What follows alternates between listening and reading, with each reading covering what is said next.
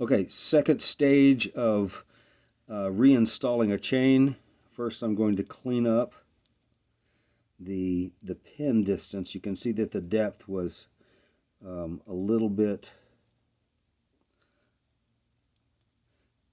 shallow, deep. What was the word? Here, we'll draw this up in contact.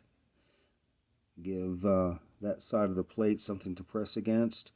For an example, that's a good depth, which would have been 10 total turns of a commonly threaded chain tool. To reassemble, we have just enough of the pin protruding to allow us to catch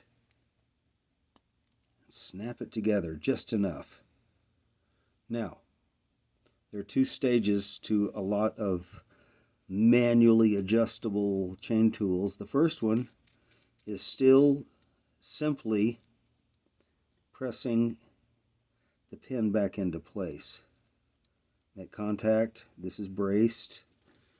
1, 2, 3, 4, 5, 6, 7, 8, 9, 9.5. I'm going to back off now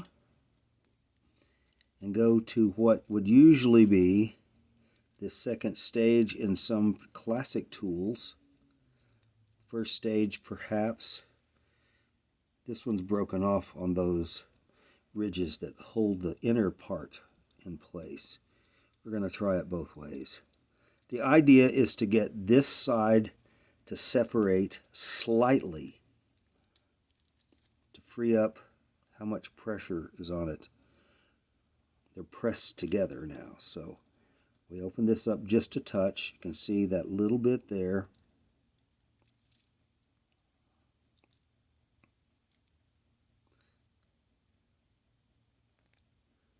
Turn it just a touch. It creates that gap in between being uniform, this pin protruding only as much as the rest of the chain. This is the test. Does it float freely without kinking? You've reassembled your chain.